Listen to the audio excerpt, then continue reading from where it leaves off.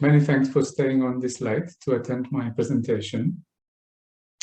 What I will do is first to present some results of a project conducted jointly with Petr Jehlička from Masaryk University, Brno. And Petr is actually in the audience, if I'm not mistaken, and he can join me for the discussion session later on. And the project focused on informal economies, sharing and cooperation. And in the second part, I will open it up a little bit and suggest a couple of ideas which might be productively brought into the discussion of the informal and formal economy in relation to the sharing economy. And what I want to do in contrast to the first two speakers, Nicolette and Tauris, whose talks I really enjoyed, I will try to put a slightly more positive spin on informality than they did in their presentations.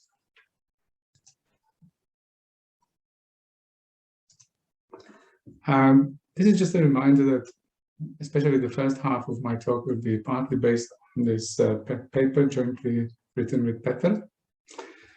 And I could not resist starting by throwing in this quote from a Financial Times opinion piece, as it neatly captures the general point at the background of my talk, that the type of transactions within the sharing economy matters. That is, whether they are market and profit-generating exchanges, or whether they are non-market and non-profit oriented transactions, does make a difference in terms of wider effects of the sharing economy. And the recent emergence of the sharing economy has been framed as a confluence of the mobilization of sharing within diverse economies and within the cyber subcultures. And its rise raised hopes and euphoria about the capacity of this third perspective on capitalism and consumerism, as some observers label it, to minimize resource use, disrupt mainstream economy, erode consumerism, and foster social cohesion. But there is also a growing critique that the sharing economy has been reframed from a critique of hyperconsumption to purely an economic opportunity. And hence, I would argue that there's a need to reverse the focus and revisit the other contexts in which the mobilization of sharing occurred. The practices associated with the concept of diverse economies, which was coined by J.K. Gibson Graham. This inspired us to search for opportunities to study the capacity of the sharing economy under its diverse economy guise to minimize resource use and to do the other good things like eroding consumerism and fostering social cohesion, in the context where we knew from our previous research that the non-profit peer-to-peer sharing economy was thriving, that is, in Central and East European societies. Hence, our research can be viewed as a response to calls made by critics of the sharing economy purely as an economic opportunity. These critics highlight the need to explore how the sharing economy could be steered towards a transition to sustainability, the need for empirical research which critically analyzes the nature and impacts of the sharing economies in their many and varied forms, and the need for research aimed at understanding of how established non-profit forms of the sharing economy enmesh or don't with digital matching communication. In addition, I will also show towards the end of my presentation that it's productive to extend the pool of inspiration beyond Gibson-Graham's diverse economies to include theorizing on informal economies, urban informality, and southern and cosmopolitan theory. And I will also make a couple of points on middle-class consumption in the global south, currently a highly contentious issue, in relation to our findings on the sharing economy in Eastern Europe. So this is an attempt at a wider and perhaps somewhat unexpected contextualization of the sharing economy. In the last 15 years, in the social sciences, there has been an increased attention to informal economic practices, whether under the label of diverse economies, the sharing economy, or cultivation of spaces beyond capitalism. And this predates the current hype surrounding the platform-based sharing economy. This now almost emblematic representation of diverse economies developed by J.K. Gibson Graham includes self-provisioning, informal and non-monetized exchanges within families and between friends, gifts, barter, and shows how the formal economy is only a tip of the iceberg. Graham problematized the notion that capitalist economy is tightly organized and sought to show that the economy is a lot messier and includes a lot of interactions outside of the formal market and also interactions between market and non-market parts of the economy. Now, one of the big names in the sharing economy scholarship is Juliet Shaw, whose work relates primarily to the North American context. Now, how would Graham's ideas about diverse economies relate to the conceptual model or typology, if you like, of the sharing economy developed by Juliet Shaw? This would, in my view, most closely resemble economic activities in the non-profit peer-to-peer quadrant, the shaded area in this diagram, in which Shaw used food swaps and time banks as examples. And this is our slightly more refined typology within the same shaded area, taken from Juliet Shaw's model.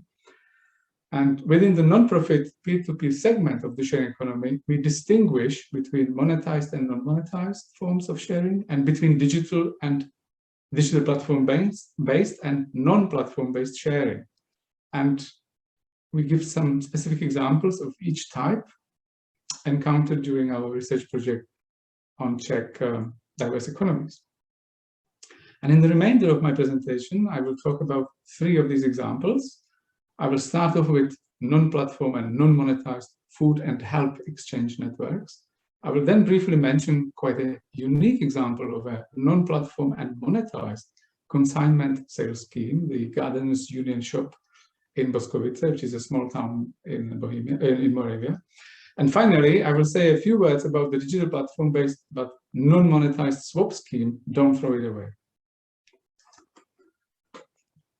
Okay, let me start with food exchange networks as an example of non-monetized, non-platform forms of sharing of informal economy.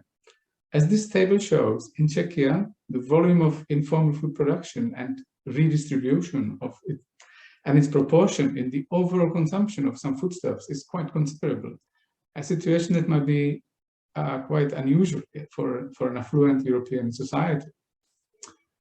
Between 10 to 15% of total household consumption of fruits, vegetables, and eggs is accounted for by home production. When gifts are included, then it is about 1/5 of vegetables, fruit, and eggs. And I need to stress that these figures represent the whole society, both the minority of food growers and the majority of non-growers. And these figures would obviously be much higher if only food growers were considered. About 1/2 of the Czech population receives some part of the food consumed in their household via non-market transactions in the form of a gift. And these sharing networks are not confined only to families, but include friends, neighbors, and even work colleagues. Again, these figures represent the whole neighborhoods, the whole population. That means the majority which doesn't grow anything. In other words, many people who themselves do not grow food are recipients of food gifts. So it's not necessarily a reciprocal transaction.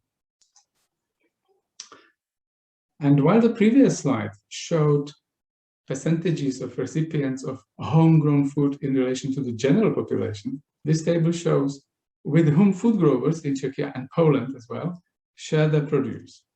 So this confirms that sharing transcends family circles.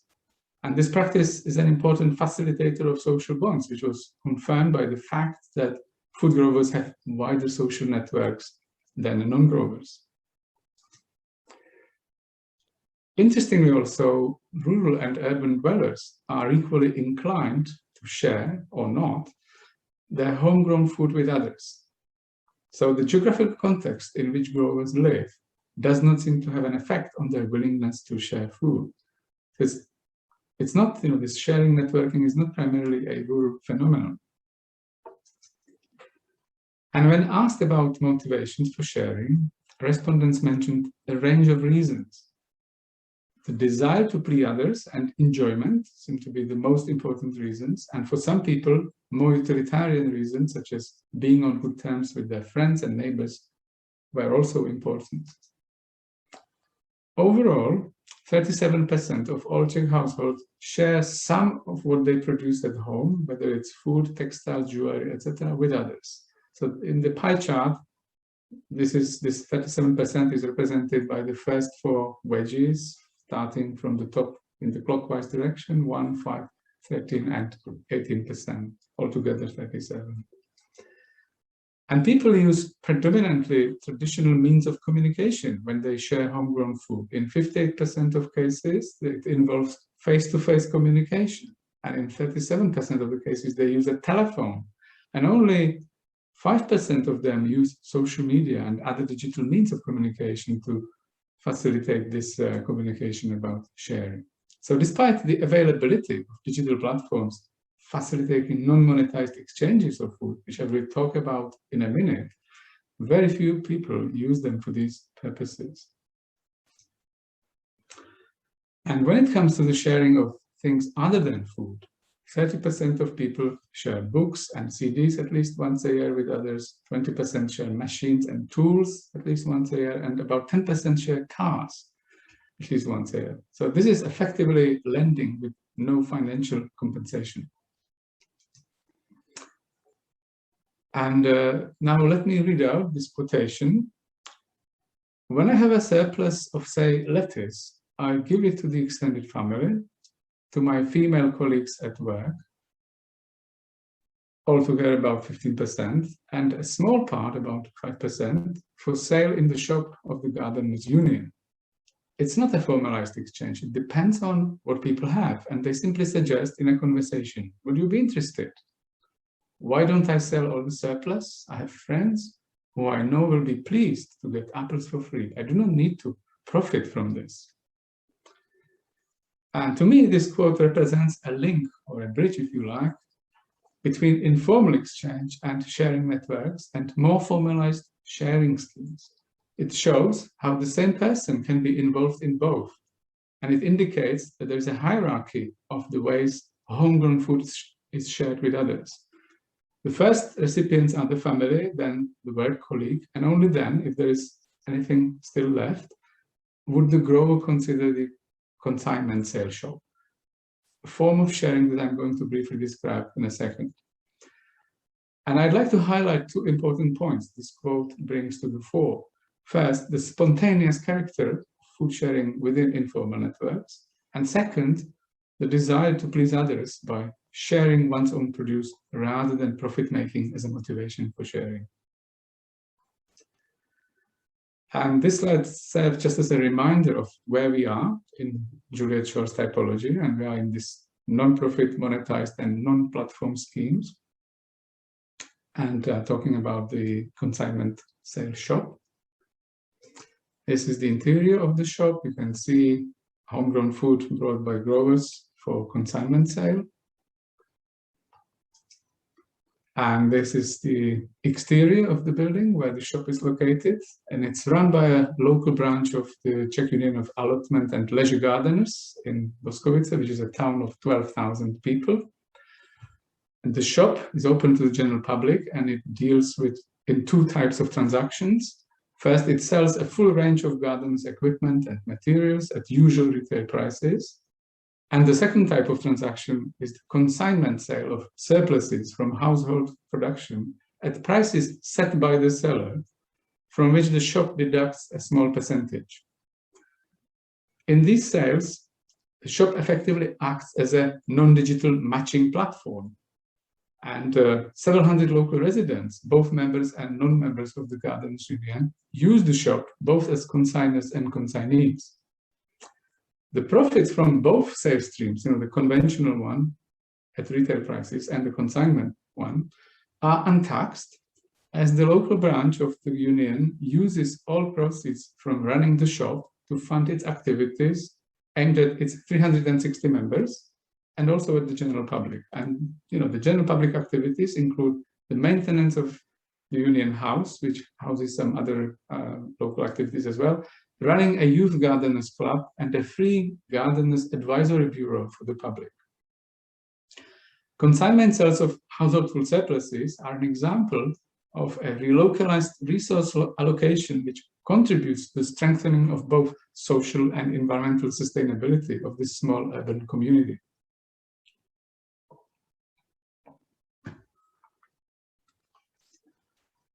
And let me now say a few words on the non-monetized digital platform-based schemes.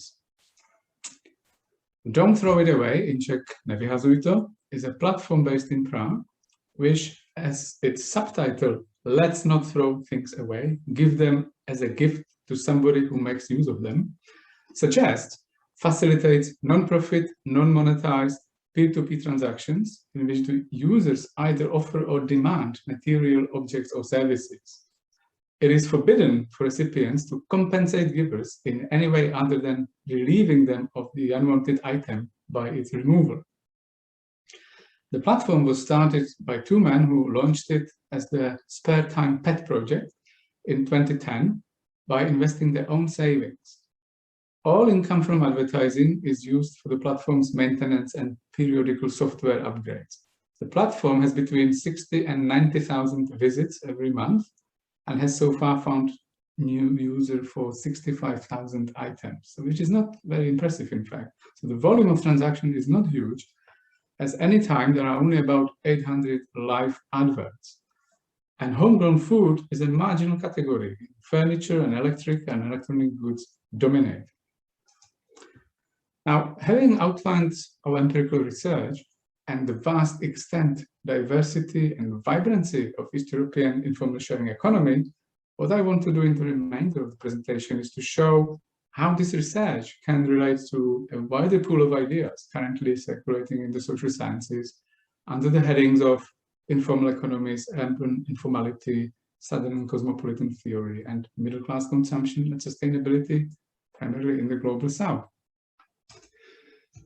Now, this model, borrowed from a paper by Colin Williams and John Round,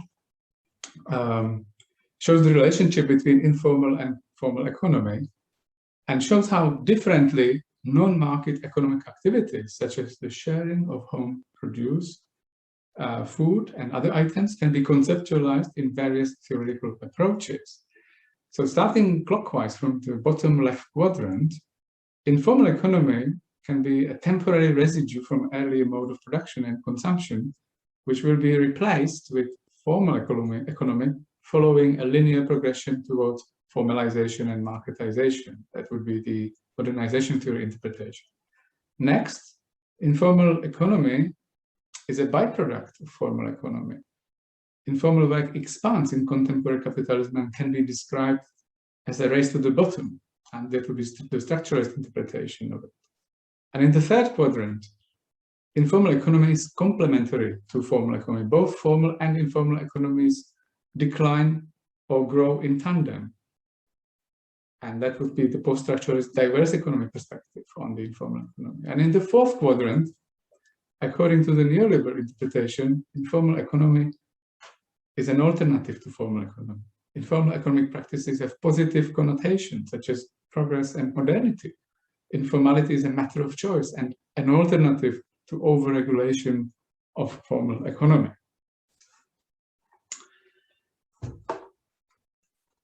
And normally, this, in particular in policy-oriented literature, the negative connotations of informal economy prevail. That is, informal economy as a residue or byproduct of formal economy, as there is a tendency to see informal economy as a way of the poor and the marginalized to cope with transition, inequality, and social injustice, in short, with hardship.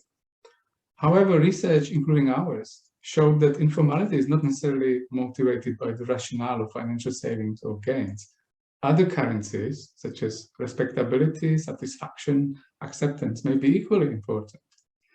And I want also to mention two types of informality distinguished by Jerry Morris and Abel Polese here. The first one, which I think Tauri and Nicoletta are primarily talking about, can be referred to as in spite of state informality, and consists of customs, habits, practices that do not correspond to state formally adopted laws and rules. That is, these are illegal practices. And examples here would include drug dealing, shopping in the black market, homemade spirits, classic East European activity, and so on and so on. And the second type is, and that's what I'm primarily interested in, is beyond the state informality, which are practices, habits that the state is not yet regulating. And these include, for example, informal babysitting and childminding, or growing food in one's garden and giving away unwanted goods for free. And there's a body of work which argues that informality, the second type, the legal one, such as the sharing of homegrown food, transcends the economy as it sustains mutuality and community. For example, the American sociologist Richard Sennett holds that informality is about the forms of human relationships more generally, and he links informality to cooperation when he says, we are losing the skills of cooperation needed to make a complex society work. Historical experience shows that cooperation thrives through the deepening of informal links between people. And he also observes difficulty to forge and maintain informal relationships in contemporary Western society. In his view, sustained relationships are being replaced with brief momentary transactions that devalue informality. The usefulness of informal networks is most evident in situations of emergency and crisis, unexpected crises. And in this unexpected crisis, informal rules often prove inadequate for the new circumstances. Research showed that informal networks in disaster situations are more flexible than formal institutions, and I would argue that informality would appear to be important for building resilience, which is another big topic in the social sciences. And in my view, there is an intriguing absence of theoretical work on East European sharing economies, which would represent them in the positive light. Given the importance, extent, and diversity, it's really puzzling. And it contrasts with a profoundly different approach to similar informal economic practices and informality in the global South, which in some strands of the social sciences are increasingly framed as positive, creative, and inspiring for the global North. The general point authors like Raven Connell or Jennifer Robinson make is that theories in sociology, human geography, and social sciences in general suffer from a false sense of universality, and that more inclusive knowledge is needed. The problem is, these authors claim, that in the social sciences, supposedly universally valid models and theories are built on experience of the most privileged 700 million people and are automatically assumed to be valid for the whole 7 billion population of the world. And this seems to increasingly apply to the mainstream approach to studying the sharing economy as well. This work places emphasis on Southern informality as an expression of creativity, community, and sustainability, and views the South ahead of the North, and argues that flexible, informal economies, long thriving in the South, are now expanding in the North. And of course, my point would be that they have been thriving in Eastern Europe for a long time as well, and that research on East European sharing economy should take inspiration from Southern theory and from the South ahead of the North approach. My last point, demonstrating the usefulness of knowledge derived from East European sharing economies more broadly, concerns the anxieties in the West about geopolitical power shifts as a result of the global redistribution of wealth, changing access and competition for resources, and environmental consequences of affluence like waste and pollution. The figures on flags in this picture show predicted decreases of the middle class in North America and Europe by 2030, while the middle class in Asia is expected to grow by 80% and in Africa by 60%. And the fact that there was a similar process of the rising middle class and consumption in post-1999 Eastern Europe appears to be strangely absent from these debates. And with it are absent, in my view, significant insights, such as the fact that growing affluence and spread of middle class may not lead to the disappearance of informal and sustainability compliant practices such as home food production and sharing. And I think this is a point of potentially of huge significance for countries in the global South where hundreds of millions grow and share their food. And this table summarizes striking differences of Western perceptions of the rising middle class in post-socialist Eastern Europe in the 1990s and a similar process in the South at present. While middle class expansion in Eastern Europe was seen as a gain, empowerment, and opportunity for the West, source of stability for the East, and a solution to ills inherited from socialism, the rise of middle class in the South has been seen as a threat, source of instability, and a cause of current and future environmental and economic problems. So perhaps our work could alleviate some of these anxieties, because we can show that informal, non-monetized, and environmentally and socially beneficial practices do not need to disappear as societies become more affluent and as middle class expands. Now, I won't attempt to summarize this kind of disparate set of points, so let me just recap. Informal Central and East European sharing economy is widespread and socially diverse, focused on food, but also clothes sharing and mutual help. We saw only a marginal role of social media and digital platforms in food sharing economy.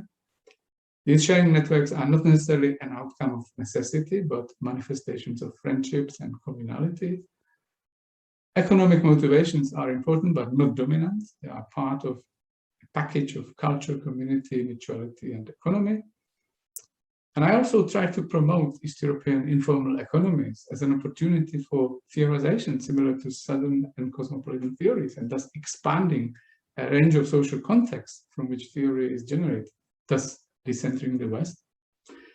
And I highlighted this research as perhaps a source of useful lessons on the topic of rising middle classes and consumption in the global South. And I think I've gone slightly over the time limit, so many thanks for your attention.